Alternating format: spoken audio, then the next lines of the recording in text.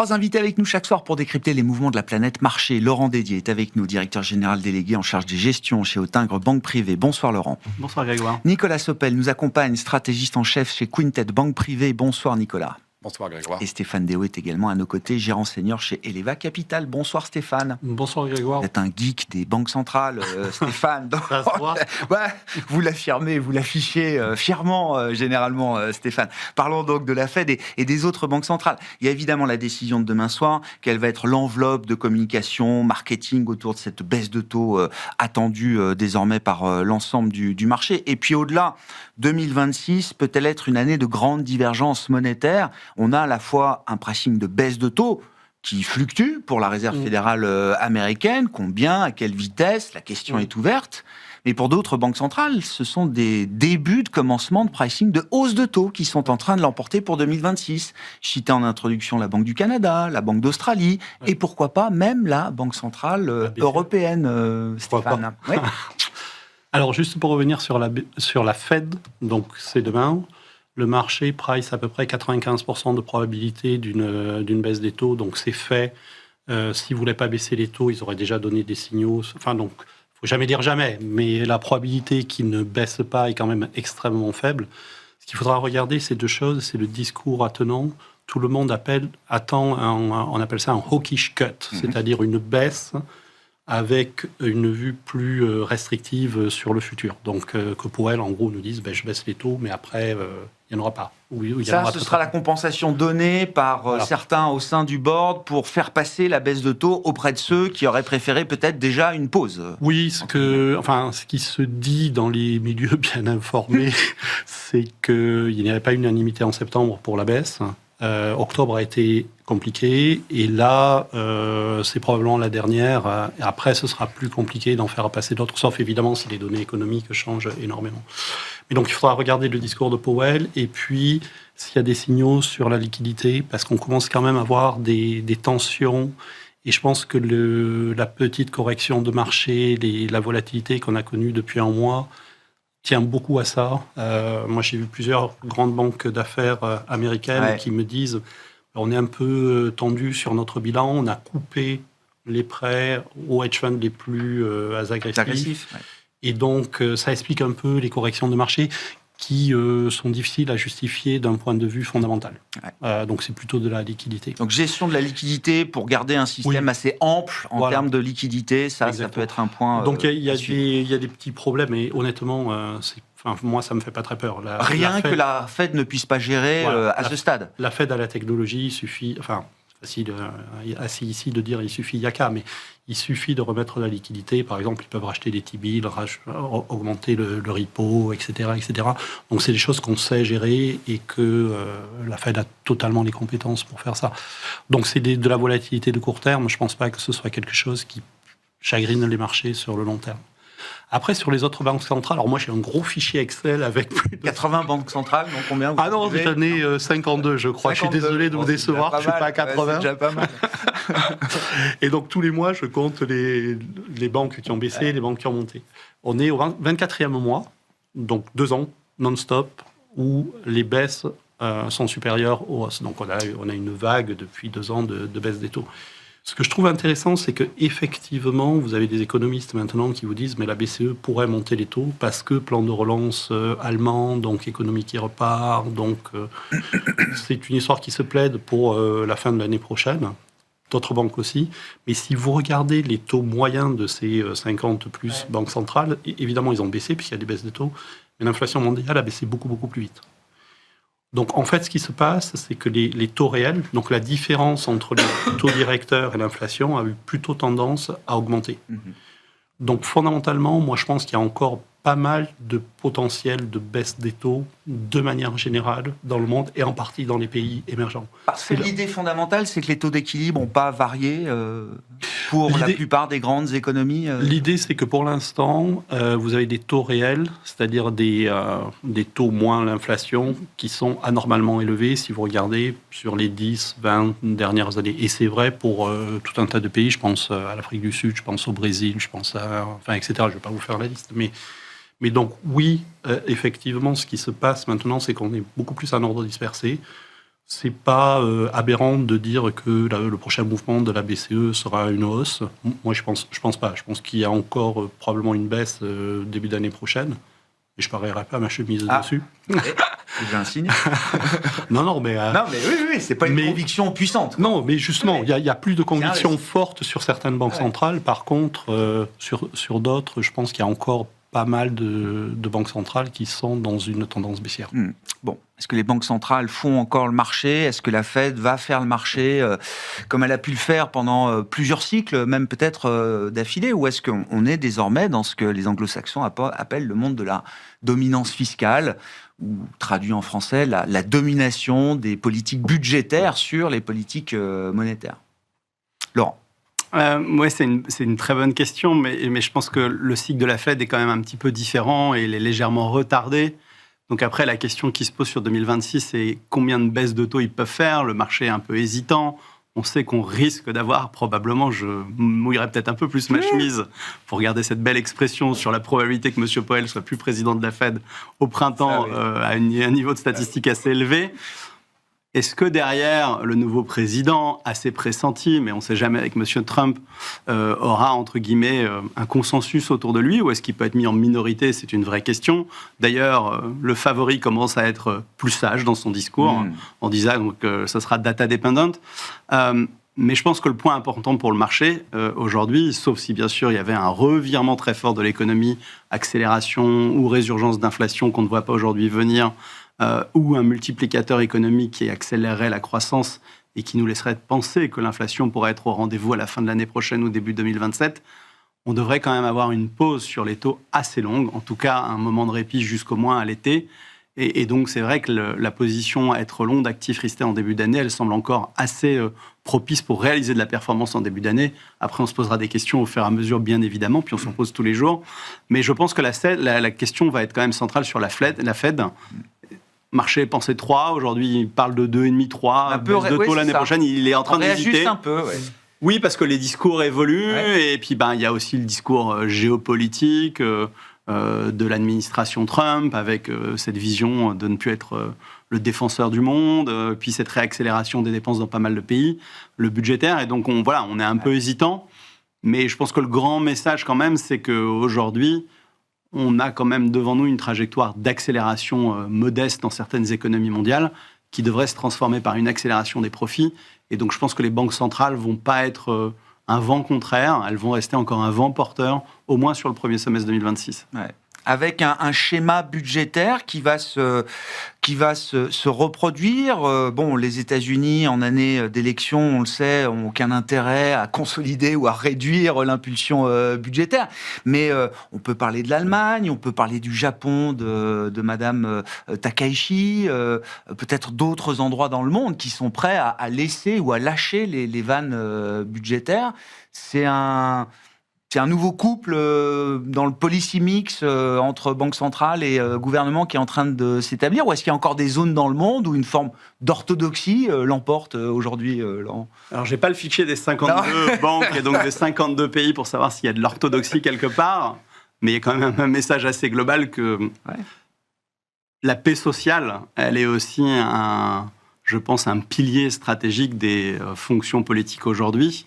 Ça ne veut pas dire qu'ils l'ont avec certitude, mais globalement, quand on voit que le meilleur élève depuis plusieurs décennies, l'Allemagne, a décidé de changer un petit peu son référentiel, clairement, ça laisse à penser que c'est un message pour des raisons fondamentalement très différentes en fonction des pays, mais cette souveraineté que l'on peut décliner sur la défense, sur la cybersécurité, sur la technologie, sur les sujets que l'on souhaite, ça peut être sur le médical, clairement devient une prérogative parce que le monde est en train de basculer après, probablement, le monde d'après-guerre, les 40 dernières années qui ont été quand même plus dociles, et même l'entrée à l'OMC de la Chine. Voilà, on sent qu'on est vers un retour de reshoring, souveraineté, indépendance, et donc un sujet plus domestique. Et donc, il y a besoin d'argent. Donc, bien sûr que le privé peut y participer, mais le privé, il a envie d'accompagner si, globalement, le public lui montre le chemin. Et une fois que le chemin est tracé, lui, il peut venir, entre guillemets, accompagner, puis se dire quelle est la rentabilité que je vais générer autour de cet investissement, une fois qu'on me l'a un petit peu tracé.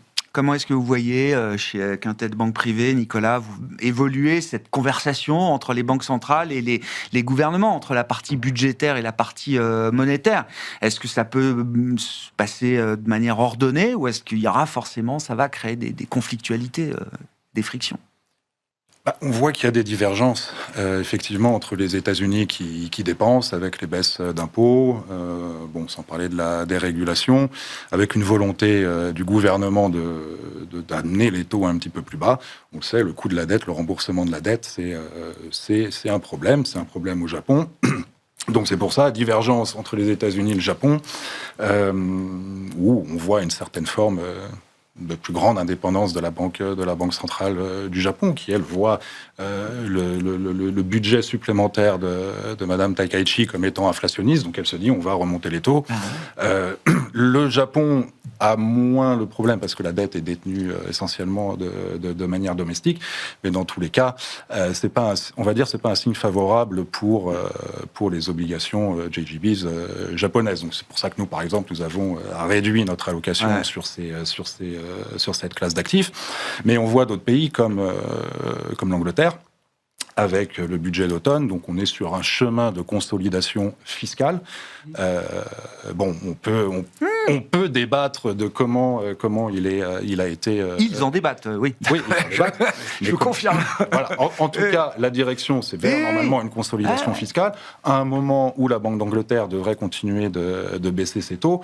Donc là, par exemple, on a une classe d'actifs, les guilds britanniques, qui se retrouvent... Qui vous intéresse? Il y a de la valeur, là. Nous typiquement, on a vendu les JGBs pour acheter du gilt. Même hedgé en euros, on a toujours un petit pick-up très marginal. Mais il y a autant la consolidation fiscale que la baisse des taux, donc capital appreciation aussi pour les guides. Donc voilà, il y a des divergences, donc il y a des opportunités à saisir dans le marché. Pour en revenir aux États-Unis, nous on reste, ça n'a pas super bien marché cette année, on reste un petit peu sous-pondéré sur les treasuries parce que effectivement le mix notamment fiscal, fait craindre un risque de rendement obligataire un petit peu plus haut aux États-Unis. Sur les parties longues, Oui, sur les parties longues, parce que en soi c'est vrai que c'est inflationniste. Donc la tâche du prochain gouverneur de la Fed, qui, le candidat, vous l'avez dit... on n'a pas cité son nom encore, donc c'est Kevin Hassett. On en parle régulièrement, bien sûr, mais la probabilité pour l'instant converge vers la nomination de... Voilà, qui devrait être un peu plus dovish, je pense, net que Jérôme Powell. Il plaide pour la baisse de 25 points de base demain. Et il annonce que le marché de l'emploi, Pauline l'a dit que les chiffres étaient plutôt corrects, mais il annonce que le marché de l'emploi est peut-être à risque aux États-Unis. Donc, on voit une direction un petit peu plus dovish, après avoir 4 sortants, donc 4 Hawks, 3 Hawks qui rentrent, une plus centriste. Que va-t-il advenir de Lisa Cook? Ça, c'est aussi une question. Donc, c'est vrai que sur le FOMC, donc au sein du comité de la Fed, pour l'instant, il y a beaucoup d'incertitudes. On est en pleine période de sortir nos perspectives. C'est ce qu'on fait, qu'on fait aujourd'hui. En général, j'aime pas dire ça peut être une année en 2 temps. Ça, c'est vrai qu'on l'entend souvent pendant les perspectives. Mais voilà. Mais c'est vrai qu'au mois de mai, on va se poser la question est-ce que la Fed va rester, on va dire, grosso modo, aux attentes actuelles, ils sont de 3%, ou est-ce qu'on va basculer sur un 2,5%, maximum 2%? Ça, c'est à voir. Donc, de ce point de vue-là, on reste plus prudent. C'est vrai qu'on se dit, les baisses de taux, c'est plutôt favorable aux treasuries, mais en tout cas, la politique fiscale ne l'est pas. Alors, la Fed est peut-être une banque centrale moins lisible aujourd'hui. C'est vrai qu'on n'a jamais vu ce type de dissension de part et d'autre du consensus se révéler comme ça au sein du comité de politique monétaire. Elle est peut-être aussi moins lisible parce que l'économie américaine est difficilement lisible aussi, Stéphane. Ouais, on ne peut pas trop lire puisqu'on n'a pas de données. Donc... mais bien sûr, déjà. Mais bon, tout le monde a une batterie d'indicateurs plus ou moins pertinents, fiables ou autres, mais qui permettent quand même au moins de sentir les choses. Je pense qu'il y a un autre sujet aussi, on en parlait avant l'émission, les États-Unis ne savent pas faire d'atterrissage en douceur, ne savent pas faire de soft landing. Donc en fait, si vous regardez le consensus des économistes, il y a des gens qui vous disent ça va réaccélérer, ça va être très fort. Et dans ce cas-là, Au même titre que la discussion qu'on a eue sur la BCE, c'est pas du tout aberrant d'envisager une hausse de taux de la Fed quelque part l'année prochaine. Et puis vous avez l'autre version qui dit le marché de l'emploi faiblit. Si le marché de l'emploi faiblit, la consommation va faiblir. C'est plus des 2/3 du PIB. Et donc là, très vite, on raconte une histoire de récession avec des actifs qui baissent. Et donc, GPT et consorts pourront dire ce qu'ils veulent. Les dépenses de CAPEX IA suffiront pas à amortir un vrai choc s'il arrivait sur le consommateur américain. Donc, c'est à l'américaine. C'est soit vous avez une croissance, et en général une croissance qui est assez forte, soit c'est une récession. Il n'y a pas d'entre. Et donc, je pense qu'il y a aussi ça. Comme on n'a pas tellement de données, Pauline parlait des chiffres d'emploi. Il y a un chiffre très intéressant qui est sorti ce matin. C'est le NFIB. C'est une enquête sur les petites entreprises. Perspective d'emploi, on est au plus haut depuis plusieurs années. On est dans le 85e pourcentile, c'est-à-dire très très élevé. Salaire, on est au 89e pourcentile. Donc c'est-à-dire que les petites entreprises disent « je cherche des gens et je vais les payer ». Quand on leur demande « quel est votre problème principal ?», ils disent « qualité du travail, j'arrive pas à trouver des gens ». Donc les PME vous disent « je vais embaucher ». Le marché de l'emploi est très tendu, etc. D'autres enquêtes nous disent que c'est elles qui souffrent, justement, les petites entreprises. Oui, tout à fait. Et ça, c'est intéressant, parce que ça veut dire deux choses. Ça veut dire, mais si vous embauchez quelqu'un, c'est pas pour le licencier 15 jours après, donc c'est toujours un pari sur le futur. Ça veut dire qu'il y a un certain niveau d'optimisme des PME. Et deuxièmement, si vous créez des emplois, vous créez du revenu. Si vous créez du revenu, vous avez de la consommation, et donc votre effet boule de neige. Donc moi, j'ai plutôt tendance à basculer dans le camp des optimistes, comme souvent d'ailleurs. L'autre point, c'est ce que vous disiez. Mais ça veut dire quoi si on est dans ce scénario bullish sur l'économie américaine, ça veut dire que le marché américain, fort de valorisation déjà riche, a encore de la place pour délivrer de la performance l'an prochain. Et, moi, je pense qu'il y a... et retrouver une forme de leadership. Ce que j'entends de Washington, c'est que c'est du 50-50 pour les élections de novembre. Donc l'administration Trump va faire tout ce qu'elle peut pour avoir une économie qui va très très bien. 50-50, ça se joue, quoi. Ça se joue. Et donc ça vaut le coup de booster l'économie. Donc il va y avoir les chèques qui vont arriver en mars-avril. Il y a le budget qui a de très fortes incitations pour l'investissement sous forme de dépréciation accélérée. L'amortissement accéléré, oui. Et puis il ne faut pas oublier la fin du QT. C'est important parce que ça veut dire que la Fed rachète des treasuries. Et si vous regardez, alors vous connaissez le VIX, je suppose, qui est l'indice de la peur. Il y a le petit cousin qui s'appelle le MOVE, qui est la même chose. C'est la volatilité attendue sur les treasuries. Ça s'est effondré. Ça s'est bien calmé, oui. Donc, ce que vous dit le marché des treasuries, c'est on va rester à 4 et on ne va plus bouger. Si vous avez des taux longs à 4, le marché immobilier va repartir. Ça donne la visibilité aux entreprises. Avec une croissance nominale qui serait encore explosive et supérieure au potentiel, les taux longs vont être... on maintiendra les taux longs à 4, alors. Alors, il ne faut pas dire que c'est du yield control parce que ce n'est pas politiquement correct, mais ça revient à ça. Donc, essayer de créer le meilleur des deux mondes, quoi. C'est ça. Oui.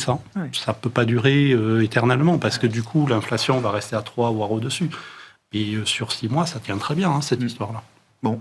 Un mot, c'est quoi la vision que vous avez de la macro américaine l'an prochain ? Il faut quand même avoir au moins une idée, j'imagine, Laurent. J'ajouterais au propos de Stéphane, que je partage totalement, c'est que cette administration Trump, à l'échéance de ses midterms, donc de cette élection en fin d'année, elle a un instrument qu'elle peut utiliser pour booster et la confiance et la consommation, et qui est à l'arrêt depuis longtemps aux États-Unis, alors pas dans la situation aussi dramatique, donc comme ça on va vite voir où je veux venir, de la Chine, c'est son immobilier, le single market aujourd'hui. Donc les maisons individuelles va mal depuis 3 ans, depuis 2022, et cette envolée des taux, c'est jamais vraiment redressé. Le multi va mieux, donc les maisons partagées, entre guillemets, ou les condominiums, comme ils appellent.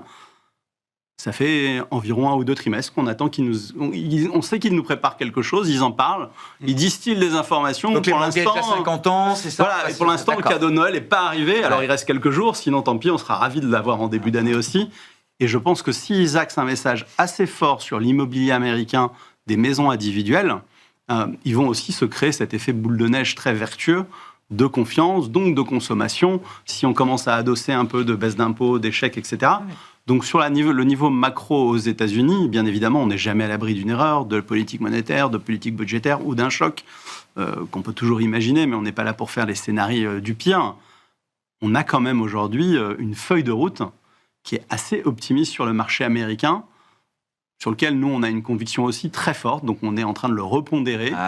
Alors, on s'est fait pincer les doigts une fois dans la porte cette année en partie, parce qu'on l'a quand même un peu hedgé, ce dollar. Ouais. Est-ce qu'il faut rester très hedgé? Probablement encore un petit peu, mais si on venait à glisser vers les 1,20, on pourrait même peut-être légèrement abandonner le hedging à un moment ou à un autre.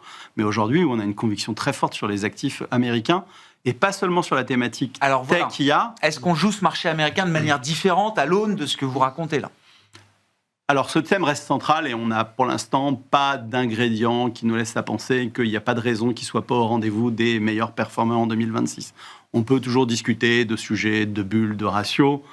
On regardera peut-être les valorisations et le financement d'OpenAI parce que ça peut être un sujet, mais Google, Microsoft ne nous posent pas vraiment de problème. Il y a du cash flow, même si on a du CAPEX, tout ça semble très intelligemment équilibré. On verra bien les retours. Oracle peut être un petit canard boiteux, mais voilà. Mais donc cette thématique, pour faire court, nous plaît toujours. En revanche, il y a d'autres thèmes qui nous intéressent sur les marchés américains. On aime beaucoup les mid-cap. On pense peut-être que l'heure du rebond des mid-cap est venue, ou en tout cas va vocation à s'accélérer. Puis après, comme d'autres thématiques, si on veut donner des petites pistes, les financières, mais un peu globalement, c'est un call assez général. Les financières nous semblent toujours un endroit agréable dans lequel on peut investir, particulièrement les banques. Puis la thématique industrielle du reshoring, qui bénéficie de l'IA, parce que quand on a une accélération de la consommation d'électricité, il y a un moment, il faut connecter tout le monde, donc il faut du power. Donc il faudra, alors c'est renouvelable, c'est du gaz, c'est de l'hybride, c'est du nucléaire. Quelle que soit la solution, on a besoin de plus d'énergie. Et les industriels, elles sont en général bien connectées à ce sujet. Donc voilà, c'est un peu les thèmes qu'on mettra en avant. Alors finalement, et les mid-cap devant être le marqueur quand même, ça devait être le marqueur de la réussite de Donald Trump, le Russell 2000, voilà. C'est exactement ça, c'est les financières, les mid-cap, la technologie. On ne dit pas qu'on abandonne la consommation, mais on a du mal à construire un scénario optimiste. Le marché, il a toujours besoin d'être surpris en dérivés secondes, positivement ou négativement. Et même si on attend quelque chose de mauvais et que c'est moins mauvais, le marché va valoriser ça. Aujourd'hui, on sait que la conso va pas être au rendez-vous, mais on a du mal à imaginer qu'elle soit meilleure. Voilà, on peut imaginer 2-3 petites choses, mais c'est encore un peu tôt. On pourra peut-être basculer à la fin de l'hiver, début du printemps, surtout si on a cette plan de relance ou en tout cas de confiance sur l'immobilier américain vers plus de consommation. Pour l'instant, on attaque le premier trimestre parce qu'on est déjà en train de se projeter sur le premier trimestre avec ces 3-4 grands thèmes sur le marché américain. Bon, sur le marché américain, comment vous l'abordez? Comment vous avez envie de l'aborder, Nicolas, pour vos clients, justement?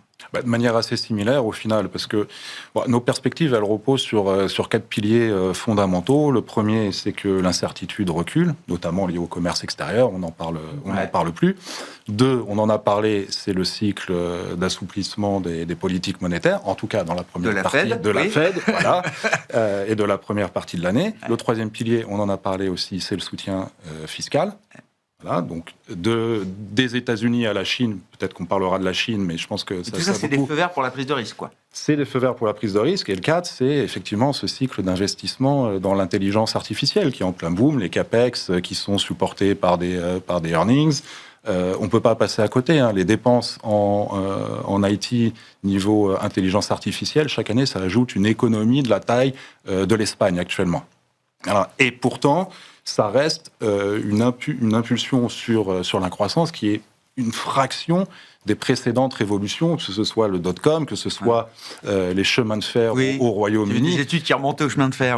Voilà, donc ça reste une fraction. Donc il y a encore de la place. Donc tous ces signaux, si on avait commencé 2025 avec une préférence pour les actions américaines, parce qu'on se disait que la croissance, certes, ralentirait, mais resterait positive, et que la Fed baisserait ses taux, certainement, ces conditions sont toujours en place, et même encore avec des perspectives de croissance, en tout cas sur la première partie de l'année, encore meilleures. Donc, on aborde ce début d'année toujours avec une surpondération sur le marché américain.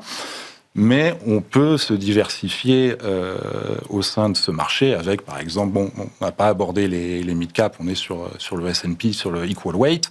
Voilà, parce que la dérégulation, les baisses d'impôts pourraient supporter les entreprises en dehors des secteurs tech. Et je pense que dans dans ce contexte où tout le monde s'interroge sur les Donc un valorisations... élargissement de la performance, hein. Vous rejoignez, c'est ce que disait Laurent, effectivement, des moteurs de performance qui doivent s'élargir au-delà des seuls hyperscalers, etc. Oui, voilà, si les petites entreprises ont moins d'impôts à payer, en Europe, on a tendance à épargner, aux États-Unis, on a plutôt tendance à dépenser, donc c'est plutôt positif. Donc c'est un moyen de se diversifier par rapport au thème de l'IA, qui reste central, mais ça permet de bénéficier de ces secteurs.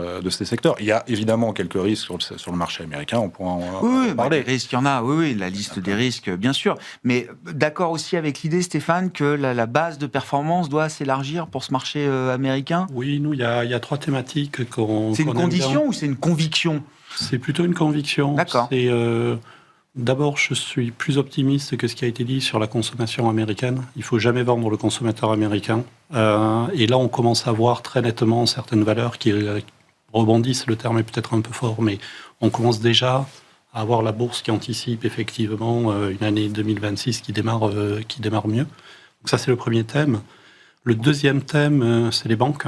Et il va y avoir une déréglementation, pour revenir sur ce que disait Laurent, un moyen de booster le marché immobilier, c'est de dire aux banques, vous pouvez augmenter votre portefeuille de prêts beaucoup plus vite que ce que vous pensiez. En fait, en dérégulant, vous avez besoin de moins de capital pour justifier vos prêts. Bien sûr. Et c'est un moyen, en fait, de décupler la baisse des taux. C'est de dire aux banques, allez-y autant que vous voulez. Et ça, évidemment, vous achetez des voix avec ça, pour les élections. Donc ça, c'est le deuxième point. Puis le troisième point, sur l'IA, on a beaucoup joué l'IA, on a pas mal gagné notre vie.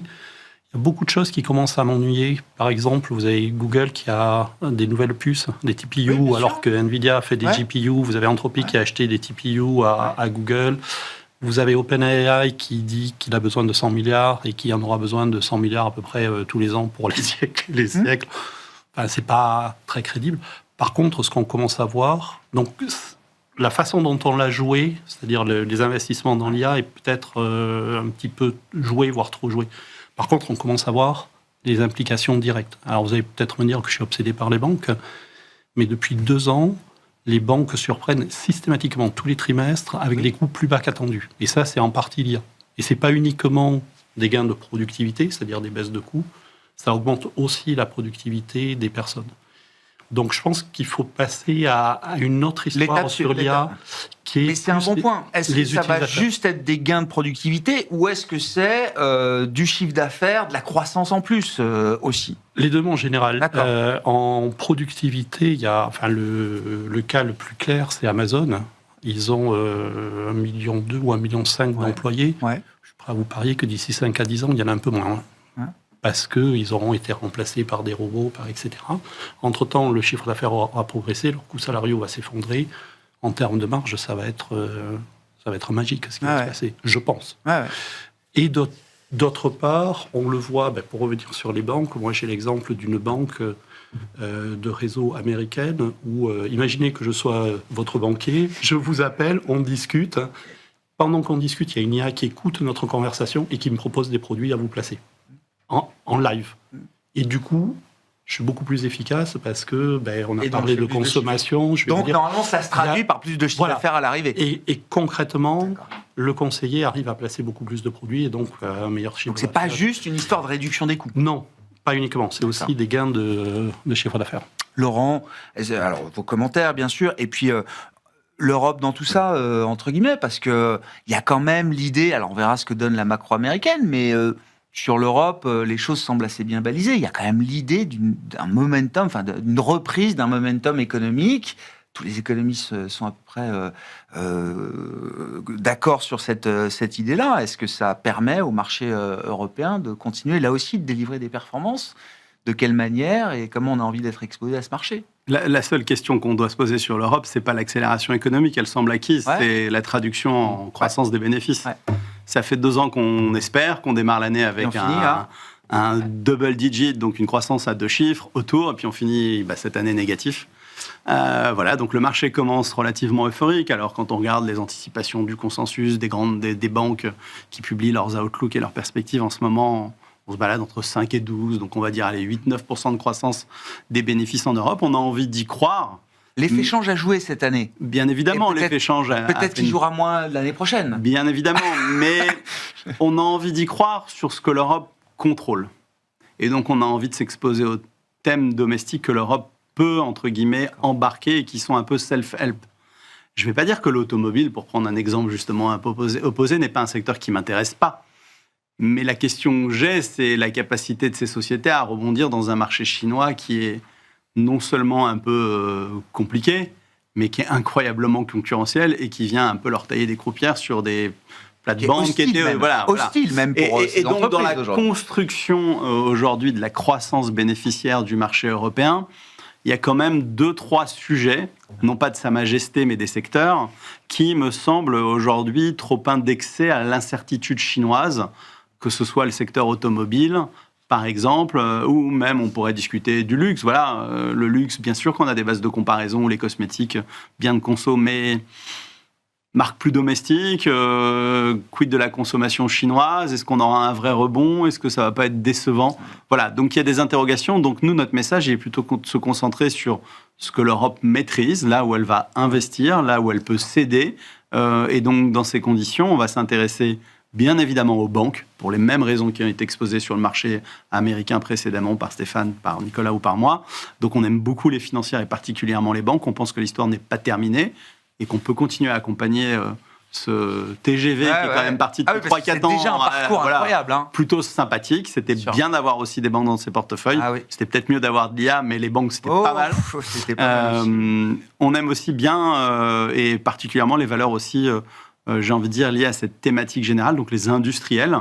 Et dans les industriels, il y a bien sûr la partie équipementier électrique, qui nous semble toujours intéressante, mais clairement la partie défense, quel que soit le scénario, et on espère que le scénario sera le plus positif et le plus peaceful, donc c'est quoi un cessez-le-feu. Où est le risque? Est-ce que, je sais soit pas, on accélère est-ce qu'une baisse de l'intensité du conflit russo-ukrainien, est-ce que c'est un risque pour cette thématique ou pas? Je pense que tout le monde a été très choqué, tout le monde a été meurtri, tout le monde l'a vécu différemment. Quand vous allez en Allemagne, aujourd'hui, ils ont l'impression que c'est à la porte de chez eux, et c'est vrai qu'ils sont plus proches. Et donc, clairement, la discussion n'existe même pas, je pense. Quoi qu'il arrive, devant nous, c'est un boulevard d'investissement, avec la question, j'ai envie de dire, si les États ont envie, c'est plus de l'accélérer que de le laisser au niveau de 3,5, comme on l'a annoncé. Est-ce qu'on ne peut pas aller tangenter les 4, les 5 à moyen terme?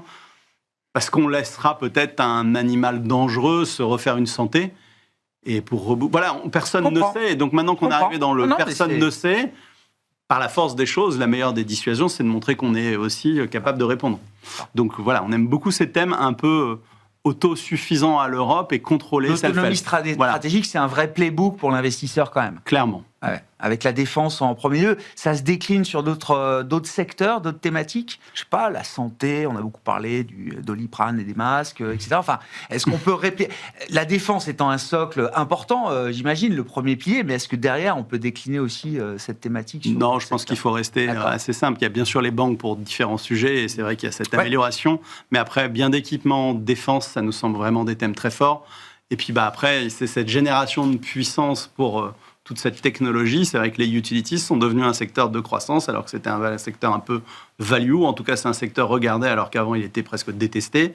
On pense que l'histoire n'est pas totalement aussi terminée sur ces secteurs-là. Quand on veut regarder un peu de défensive, entre guillemets, / qualité, voilà, on n'aurait pas envie de mettre tous nos œufs sur l'agroalimentaire aujourd'hui. Même s'il y a des bons candidats, ça ne nous semble pas être un thème de conviction forte aujourd'hui. Une question un peu générale, mais pour vous trois, Laurent, gardez la parole.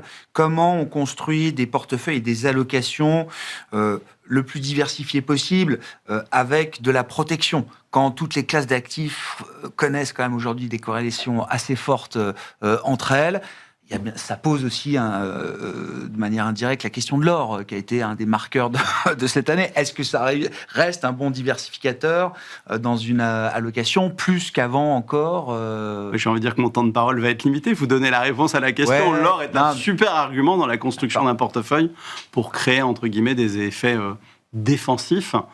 Parce qu'il a structurellement une thématique d'investissement qu'on peut défendre, qui est l'achat par les banques centrales des pays émergents, plus après la partie industrielle et la partie horlogerie, joaillerie. Mais globalement, l'acteur qui fait pivoter tout ça, c'est clairement les banques centrales aujourd'hui. Et on voit bien son côté un peu décorrélant, défensif, parce qu'on est quand même on a l'impression, cette année, quand on regarde les performances, voilà, l'Europe fait aller entre 15 et 20% de performance, et vous avez l'or en euros qui fait 45 et en dollars presque 60 ou 57 environ. Ça veut dire que tout le monde a embarqué, plus il a pris du risque d'un côté, plus il a créé, entre guillemets, sa protection de l'autre. Ouais. Ça ne veut pas dire que les obligations n'ont pas vocation à jouer ce jeu dans la durée, mais on a quand même l'impression qu'en 2026, ce ne sera peut-être pas le bon candidat ou le bon instrument à utiliser pour créer de la protection, et peut-être qu'il sera plus intelligent de faire risk-on, risk-off en utilisant le cash. Ouais. Où est-ce qu'on trouve des sources de diversification là aujourd'hui, et on peut sortir même des marchés cotés, hein, je sais pas, est-ce que dans les actifs alternatifs et privés, est-ce qu'il y a une décorrélation aussi possible aujourd'hui? Oui, il y en a une, Voilà. parce qu'on supprime la prime de liquidité pour avoir une exposition moindre à la volatilité, simplement. Donc oui, ça c'est une solution. En diversification plus classique, et ce que j'aime bien mettre en avant, parce qu'on a beaucoup parlé de l'IA, parce qu'on sait qu'il y a une histoire de l'IA aux États-Unis, moi c'est la diversification de l'IA avec la Chine. D'accord. Avec la Chine, simplement parce qu'il y a un vrai tournant pour moi cette année pour suivre la Chine de très près de la part de politiques. Laurent parlait de l'incertitude chinoise. Je trouve que justement cette incertitude de point de vue politique, elle n'est plus un vrai focus sur la technologie et sur la consommation, une approche très holistique de la technologie. C'est une puissance technologique qui s'affirme aujourd'hui. Oui, totalement. Quand vous voyez des sociétés comme Airbnb prendre le modèle d'Alibaba, il n'y a pas que Airbnb, il y a d'autres entreprises qui le font. Voilà, c'est un leader, c'est plus juste un challenger technologique. Ça devient un leader technologique. Ça devient clairement un leader avec cette volonté d'être indépendant des États-Unis. Et clairement, le focus, c'est créer des talents qui peuvent... donc, ça part de l'éducation.